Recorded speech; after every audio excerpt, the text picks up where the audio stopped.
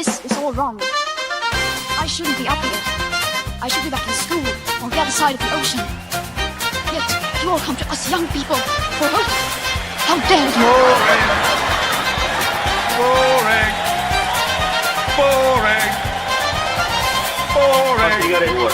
Don't tell us what we're going to feel. We're trying to solve a problem. Don't tell us what we're going to feel. I'm not telling you. Because you're in no position to dictate that. Remember what you're doing. You're in no position to dictate what we're going to feel.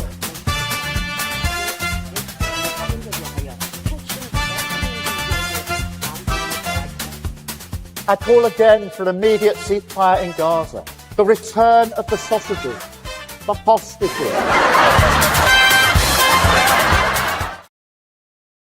Welcome, Lembit Öpik here on Unprecedented TV and Lembit Öpik Live, where we find the facts, kill the spin, and tell it like it is, which is more than can be said for the great Chancellor Rachel Reeves, who, if you're watching this live, has just delivered a budget which broke just about every promise in the book.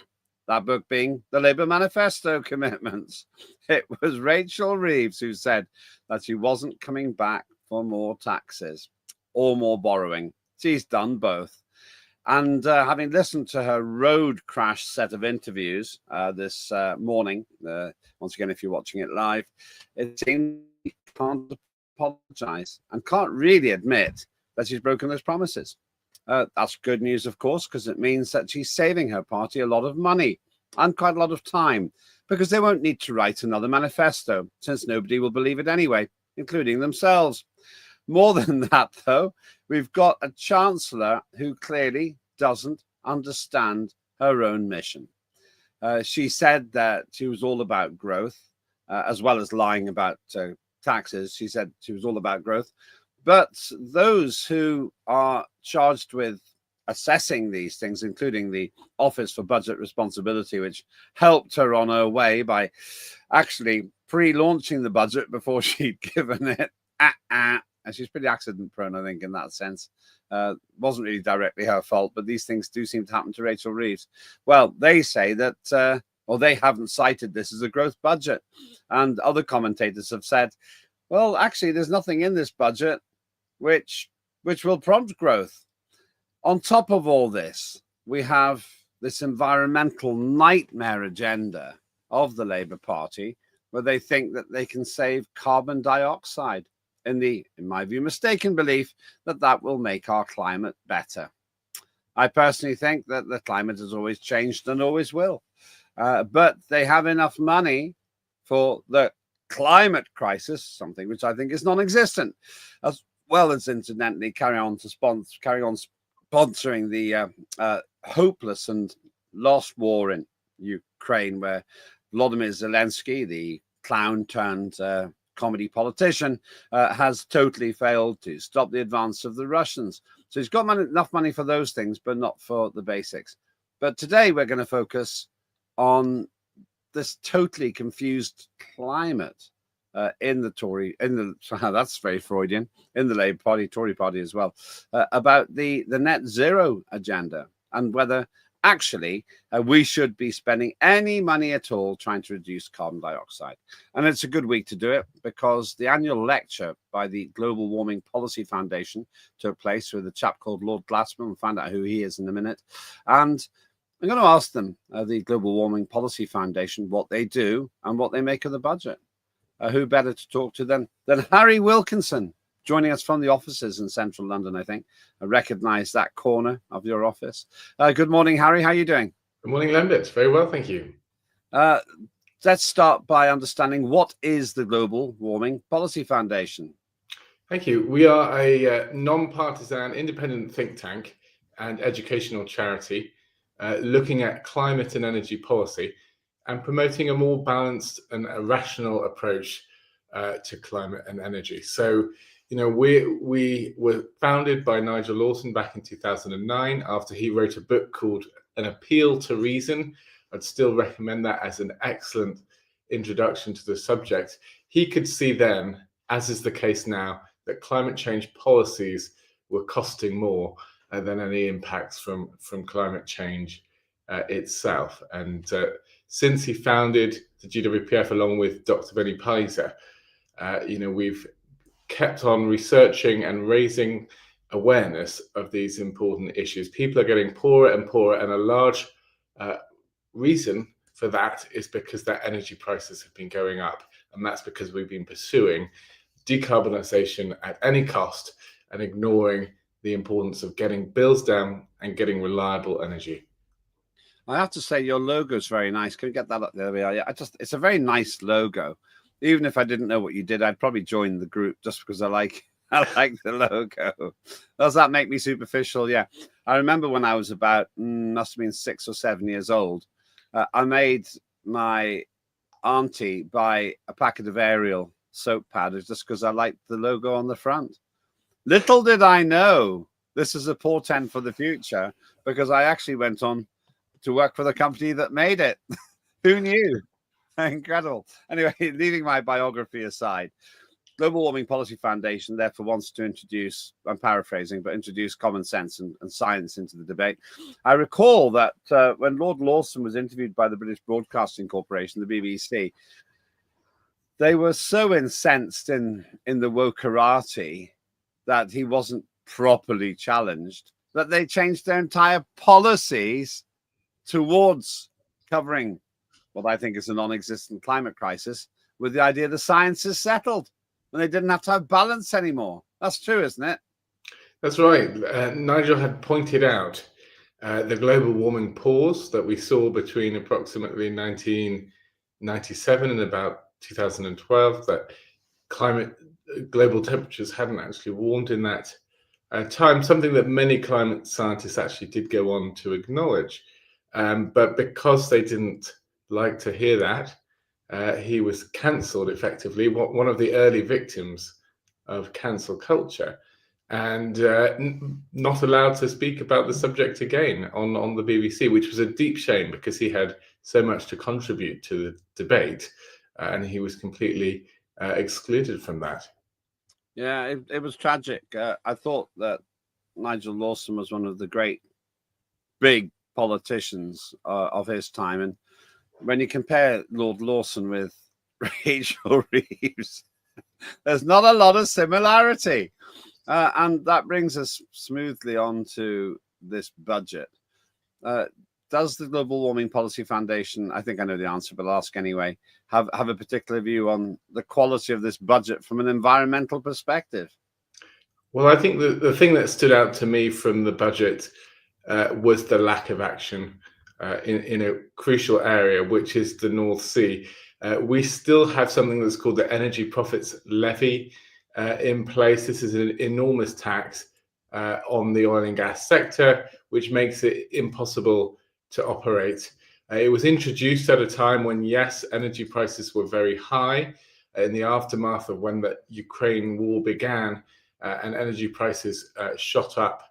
And all sorts of policies were introduced to shelter people from that impact. But since then, prices have returned to normal, and the industry has become, in a very desperate way, we're losing 1,000 jobs a day in the North Sea, according to some sources. So this is a catastrophe that's getting worse every day, and these are high-skilled, unionized. I mean, Labour should be supporting unionized jobs. They're completely ignoring that, and they've built up communities over generations in the North Sea, in the northeast of Scotland in particular. So rather than get rid of that levy, as most countries have now done, pretty much all countries that introduced a super profits levy during that time have now reduced it, apart from the UK.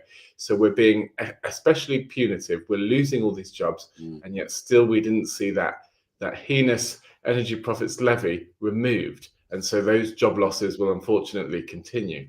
Can't those jobs be shifted into wind turbines that we hear about all the time? I think these are on land, but they love putting them in the oceans as well. Well, this is a very unfortunate green delusion. We're told that, these green jobs will replace jobs in the oil and gas sector, that there would be something that was called a just transition. This is a very sinister term, because what we see is there are far fewer jobs in wind and solar energy. Most of those jobs are in manufacturing in China and other countries. We just import these products. Yes, there's a few jobs in maintenance, but they're not as well paid as what people were getting in the North Sea, and there are far fewer of them. So we've been sold a con. These green jobs simply don't exist. They're not materializing, and we're losing vital skills that we're not going to be able to replace. Somebody who seems to lack vital skills is the Chancellor, Rachel Reeves, who infamously told us last year that she would not be coming back for more taxes and more borrowing. Those are her actual words. And she's come back with more taxes and with more borrowing. And when asked in all of these, as I described them earlier, road crash interviews that she's been doing all over the mainstream media, she can't bring herself to admit that she lied. Now, I kind of understand that, but you can't talk yourself out of a problem you've behaved yourself into. And I'm wondering, looking at one of the most prominent aspects of what she said, what you make of the fact that after years and years of telling us we all have to start driving electric vehicles, she then puts this 3p per mile levy on electric vehicles and some sort of a expensive car supplement for electric vehicles raised to £50,000. I'm less interested in that second part than the first. That's Rachel Reeves calling you now on the other phone, trying to stop you from answering. But you can anyway. 3p per mile. This seems to absolutely go. I mean, I knew it would happen. I predicted this would happen 10 years ago, but it has happened. And this seems to go completely against all of this coercion to try to get us to shift to electric vehicles. Well, I mean, if you're going to have everyone drive EVs, it was always inevitable that, you know, if we want to fund the roads to the same degree, we were going to have to start taxing EVs. It's not fair that, you know, often wealthier electric vehicle drivers are avoiding road tax essentially, while ordinary people are facing it. So I actually welcome an equalization between what EV drivers are paying and what other road users are paying. And you know, but what's concerning is these grants for people to buy electric vehicles, which are disappointing because, you know, when people's finances are under such strain and there are such pressures on the budget, to be paying wealthy people to buy electric vehicles to make them feel better about themselves, you know, should not be a priority of the British government. I agree with you. It was absolutely inevitable, absolutely unavoidable that electric vehicles would lose their financial incentives.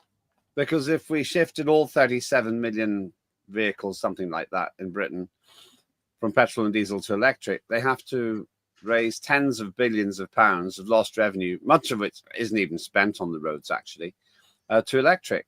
But since electric has got all kinds of shortcomings, anyway, in my view, if you take the financial benefit away, which clearly has been driving it, largely, I say that largely because a lot of the purchase of electric vehicles has been by corporations who've just picked up the tax incentives to do it. And then they leave their staff stranded far away while they're waiting for their vehicles to recharge. If you take that away, there's very little incentive from this budget to actually shift to electric vehicles.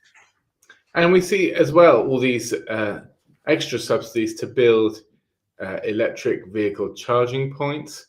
I mean, and you can see the level of dislocation from market forces that should be there. We never had the government planning a whole petrol station network when the motor car was rolled out. You know, companies built them to supply a need that was there and to promote their products. And if electric vehicle manufacturers want people to buy electric cars, they should be the ones paying for electric vehicle charging points, especially when, you know, those cars are mostly made in China, and, you know, European car manufacturers, which excelled at making internal combustion engine cars, had the delusion that they could do a similarly good job with EVs. They haven't. They're being totally outcompeted by China. We're losing this industry, which is also facing high energy costs in Europe as well. So we just need, a more common sense approach, and one that actually favours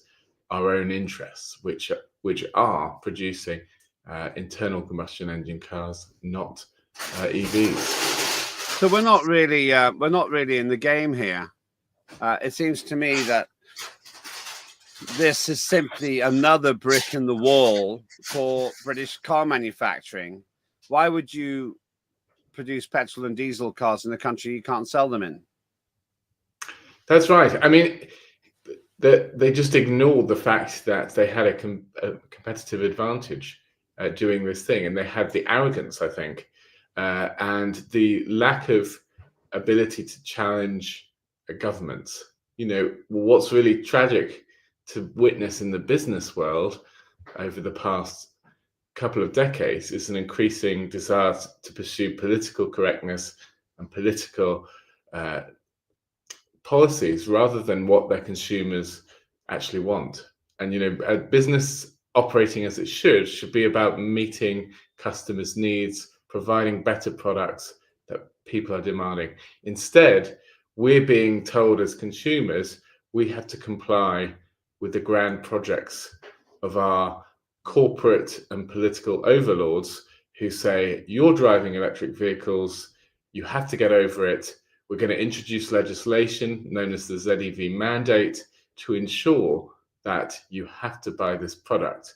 And so everything is being co-opted to a singular agenda. It's reminiscent of the state planning for the Soviet Union. People's choices are being massively restricted. And of course, the catastrophe that we've been seeing in manufacturing was an inevitable consequence from that. After the break, I want to talk with you about the Global Warming Policy Foundation's annual lecture, which I was honoured to attend. You're watching me, Lembit, Öpik, here on Unprecedented TV, as we're talking about a climate of confusion in the Labour government, where they were telling us all to go electric. Now they're going to start charging you for the privilege of paying per mile for driving that car. How are they going to actually implement that as well? Some serious implications there. Just want to remind you, Claire Dyer will be on at 5 o'clock today. A replay of one of her best shows. Claire Dyer is a stalwart campaigner. She puts the public interest above her own. She takes local issues of national interest. Watch this.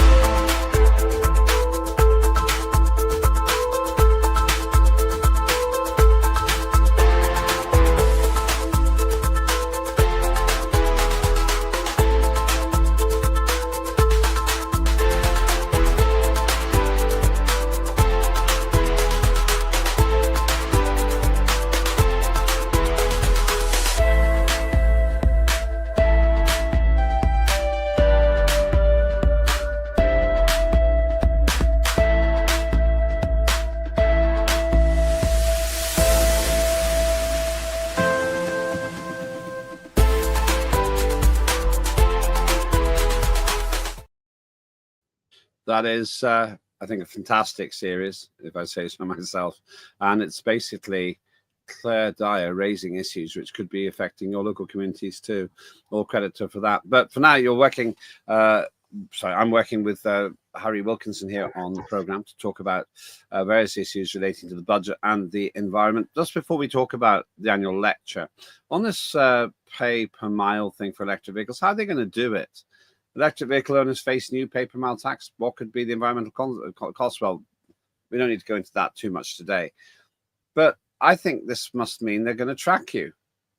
I heard something ridiculous on TV saying, oh, well, what we'll do is people will self-declare. All right, I did 5 miles last year. I mean, it doesn't seem to work. Sorry, Harry, you're going to say. Well, I wonder whether the mileometers in modern vehicles can somehow be electronically connected to government monitoring systems. I'm not really sure, but certainly that would be disturbing if they started tracking people. But I'm not sure we've seen the details yet about exactly how this would be imposed. But personally, I think there is an element of fairness about per mile versus, taxing everybody the same, regardless of how much they drive. Although, this will hurt, people who need to drive more, for example, sort of commercial drivers, much worse. So I think we have to look at the impact of that, and government will have to mitigate, the impacts on people who perhaps for their careers have to drive far longer distances. We'll be covering this on the station on Full Throttle, which is our transport dedicated channel. I'll just say one more thing though. If it's self-declaration, dream on. I do think it's right electric vehicle owners pay more actually, because their vehicles are heavier and they do more damage to the road like for like than the petrol and diesel equivalents. But fundamentally, I think the whole thing's balmy, because electric vehicles are actually bad for the environment. They tie up Earth's valuable precious metals and batteries, which are almost impossible to recycle. And when there's a fire, you can't put them out. You just have to wait for them to burn out. But okay, moving on from that, I'm indulging myself a little bit. Let's talk about maybe a happier thing. You had your annual lecture. What are those lectures about? What are they for? And then we'll talk about who you had. So each year, the GWPF holds its annual lecture. We like to invite leading thinkers of the day to talk about energy and climate issues. We've had many esteemed people in the past. We've had Matt Ridley. We've had Tony Abbott, the former Prime Minister of Australia. We've had the excellent climate scientist Judith Curry. We've had many esteemed people give this lecture over the years. This time I think it was important that we heard from a voice from the left.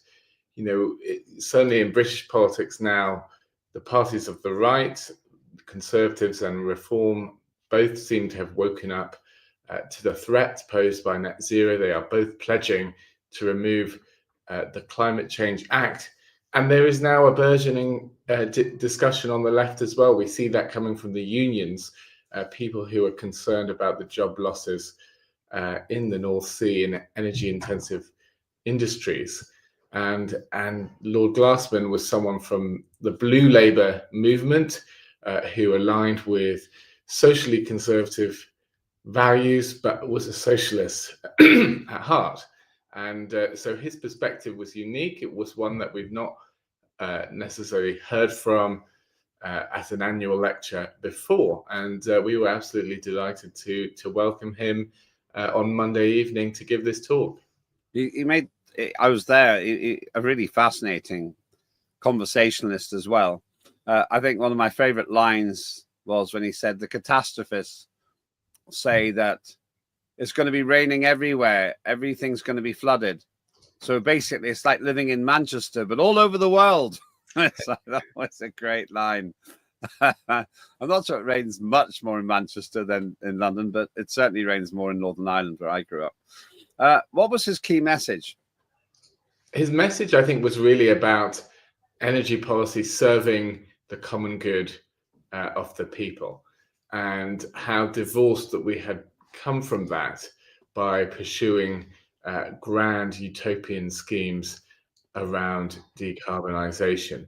It was a common sense speech, albeit delivered with enormous flair, with enormous awareness of the the history of humanity, and how human beings go through these spasms of apocalyptic sort of scaremongering, and he could see through that noise to the actual fundamentals of energy supporting ordinary people's needs, and that their fundamental need for secure, cheap energy.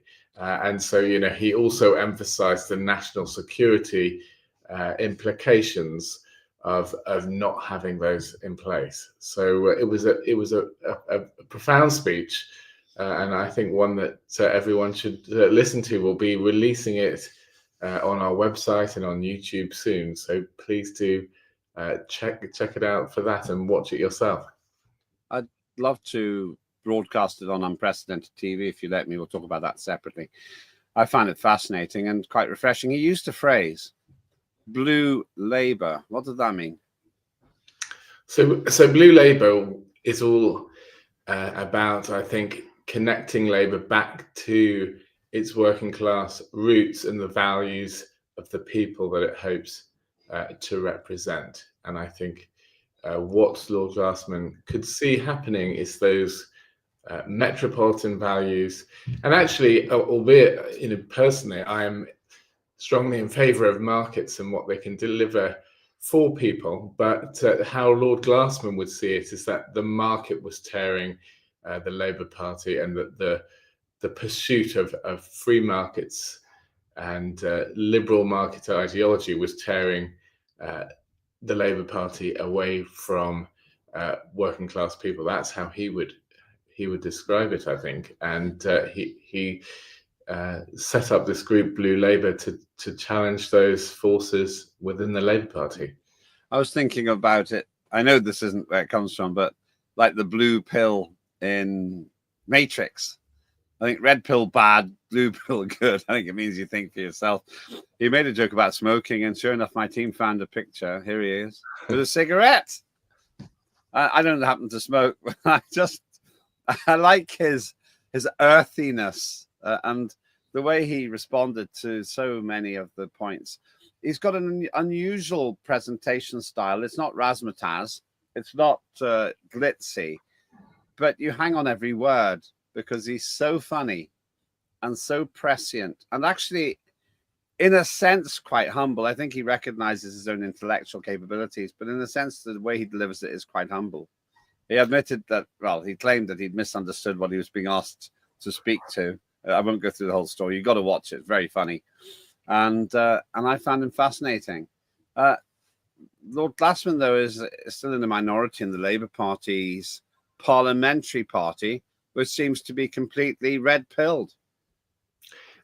He is not, among not enough people. There's too few people speaking out about this in the Labour Party. We do have to mention, of course, Graham Stringer, who is one of our trustees at the GWPF. He has been a very brave voice in the Labour Party as well, but there simply aren't enough of them. And I would urge Labour MPs, people in the Labour movement, to start speaking up about this. This is your own voters' interests.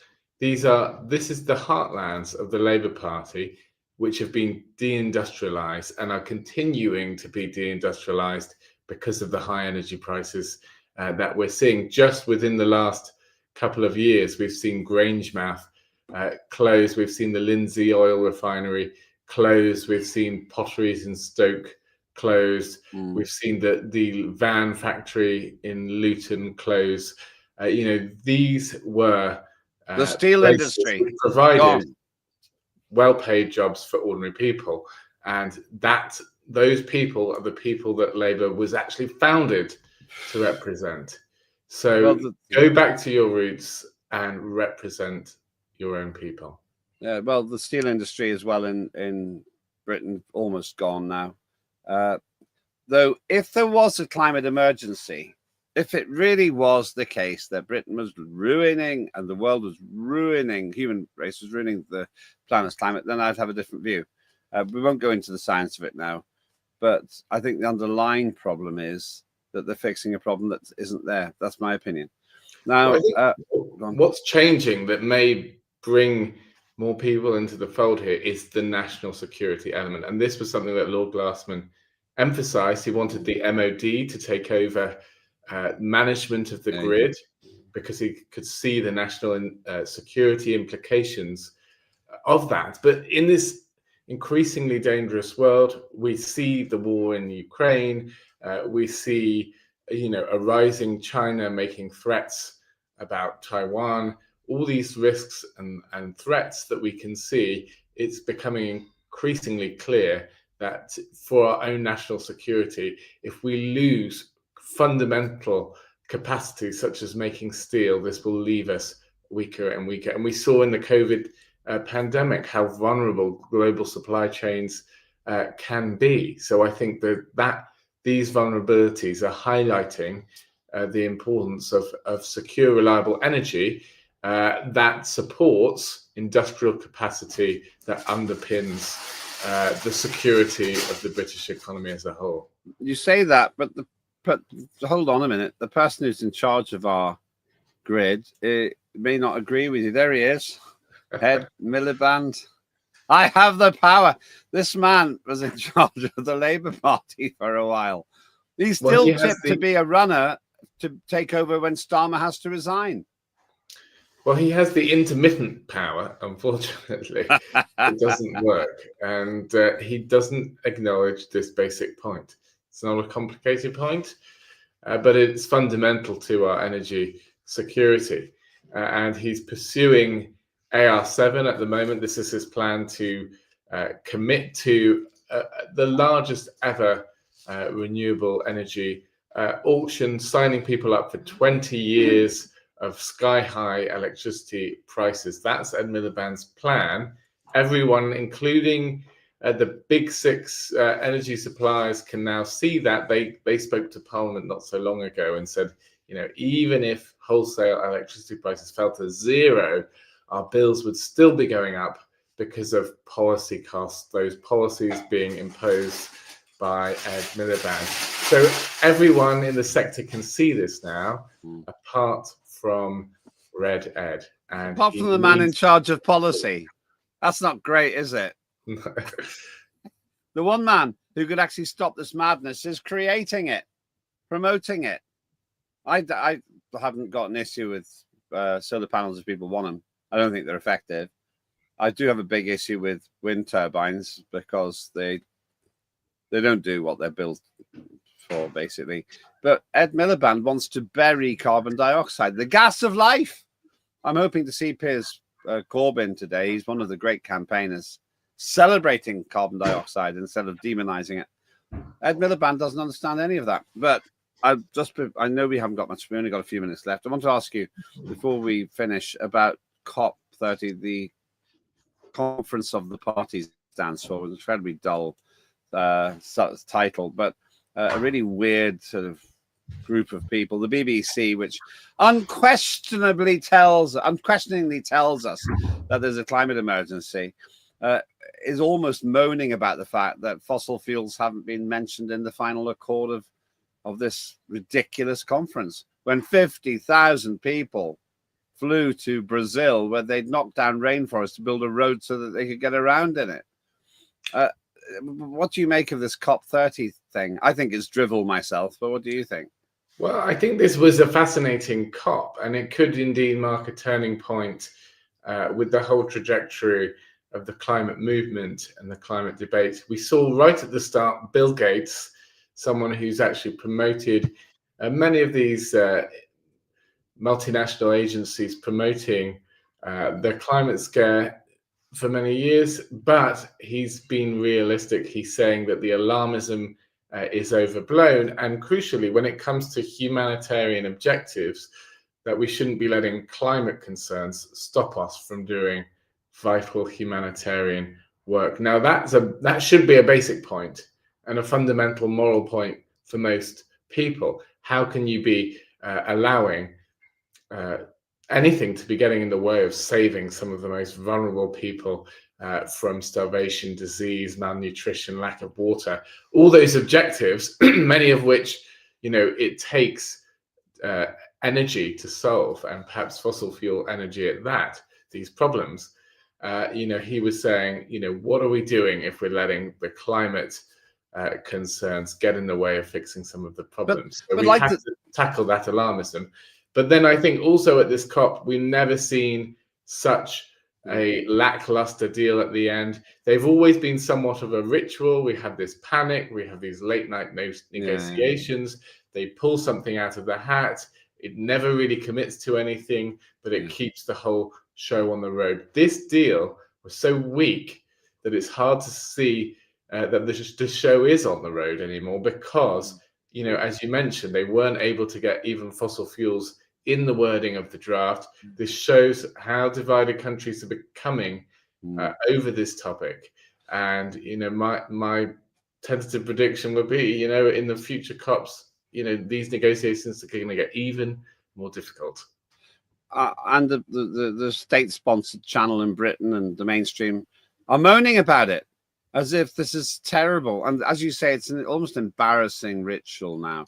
Oh, they went on into the night. That tells me that they're not an efficient organization and they can't do this. Oh, well, we stayed up till 3 to do the deal. It's a bit like student politics. How brave of them, how lovely that they were, you know, deluding themselves. And you know, the BBC very thinly disguises where their own feelings lie on this subject, by, you know, promoting this with no criticism, no critique, no cynicism as well. You know, let's remember what they're doing here. They're imagining that if they write on a piece of paper that there'll be 80% renewables in 2043, that will happen. Or that will reduce, you know, methane emissions by 40% by 2035, that this will happen. That these meaningless national targets translate to anything in the real world. This is not how the world works. You know, if they want to promote decarbonisation, you know, they should be investing their own money in technologies that can change these things. You know, there's no reason why fossil fuels will stick around forever. They are the cheapest way of generating electricity at the moment. But if other energy technologies come along that can outcompete it on price, people will adopt that without compulsion. It will be much quicker than trying to force people to use expensive, unreliable technologies. So they are getting in the way of their own agenda. They're deluding themselves about their own importance. And they're imagining that they can plan the global economy from the middle of a rainforest in Brazil, having cut down, you know, swathes of trees to get there to build this road. You know, it is utterly delusional, and you know, people need to wake up to that. To finish where we started, then, Rachel Reeves with her budget didn't talk about the environment much, apart from wanting to tax electric vehicles. You and I both agree that's a good idea. It's essential, in fact, but it also means essentially they had to do it, but they very publicly abandoned the idea of encouraging us all to go electric, because if you drive 10,000 miles a year, that's £300. But if you drive 100,000 miles a year, not so many people do, then that's £3,000, and it feels like more than petrol because you have to pay it separately somehow. Do you think that Britain has abandoned, or the Labour Party has essentially abandoned their green agenda, or not? Because I'm still thinking Ed Miliband's still there. No, I don't think they have abandoned the green agenda just yet. You know, this does remove some of the incentives for EVs, but there are big incentives still there. There's company car tax exemptions for EVs that still, you know, provide quite a big incentive for some people to buy electric vehicles. There's these massive subsidies for charging points. So there's still a lot of green money going, or taxpayers' money going into these things. And, you know, I do think we need to go further in stripping back some of these expensive public policies, trying to support a technology that we import from abroad and that increases our reliance on China. But, you know, there were some other things in the budget as well. You know, we saw that they want to remove some of what's known as the renewable obligation subsidies. These are legacy renewable energy subsidies that were for projects going up to 2017, wind and solar mainly. And those were 20-year projects where we pay them massive subsidies, about twice the wholesale price of energy we pay as a subsidy. So they're getting 3 times wholesale prices for some of these projects, crazy amounts of money. And they've said that that's going to be funded by taxation partly. That's the domestic portion. You know, businesses still have to pay that on their bills, but domestic customers will have the subsidies, 75% of those subsidies removed, and it will go on to general taxation itself. So, you know, this doesn't actually remove any of the costs. It shifts the burden around. It will be slightly fairer for poorer people not to have to pay as relatively large a portion of these subsidies. So it's very modestly helpful, but it doesn't deal with the underlying costs. It just shifts it around. There's no way we should be paying these subsidies at all. They are outrageously high. They could be switched off tomorrow. It's not like the CFDs, which are for new contracts for difference, for new renewables. Those are legally binding contracts. These are subsidies which the Secretary of State could set to zero tomorrow, saving people huge amounts on their bills, saving businesses as well, but he still refuses to do that. And Claire Coutinho, for example, has said she would remove emissions trading scheme taxes, she would remove renewable obligation overnight. That could be done immediately, and we'd all be paying much lower bills. Where can people find out more about the Global Warming Policy Foundation? Well, our website is thegwpf.org. Do go there. You'll find our full library of publications. You'll find videos of our annual lectures and other resources as well. So please do check it out. Always a pleasure to speak with you. And as I say, the offer's there. If you want us to, very happy to broadcast that lecture. And my brilliant question as well, which, if I say so myself, that is Harry Wilkinson from the Global Warming Policy Foundation. You have your say as well. Very interested to see what your opinions are on this. We've got tons of comments. I'll just go through a few of them. Technocrats are totally insane. They keep poking the bear. I'm going to post some parcels. Thanks, Lembit. Harry, bye, Paul. Later, says Carl. A few more. What about hydrogen? That's where we should be investing. I'll cover that on a different occasion. Nigel Lawson's book was excellent, says Christopher. I just don't believe they haven't cracked over unity, says Colimids. Interesting. Energy from water. Oh, we can't have that, adds Colimids. And yeah, quite a lot of chat about hydrogen there. And from Paul MC, 100% Carl, there's agreed there as well. Do have a look at the chat there. Thank you very much indeed. Lots coming up today on the station. Do please have a look and go to the archive. Please subscribe. Go to Unprecedented TV on YouTube. And it would be absolutely great if you just click that button. It takes you 20 seconds. The more of you subscribe, the more we can do. And also, we're very close to launching the regular feature of Good Morning USA. And if you happen to be in America or anywhere else, you'll see one of our episodes of Good Morning USA going out today. We're still testing the project. It's still in beta mode, if you like, but the content is brilliant with Sarah E.V. Clark from Dallas. I'm Lembit Öpik. This is Unprecedented TV, the home of free speech. Have a good day.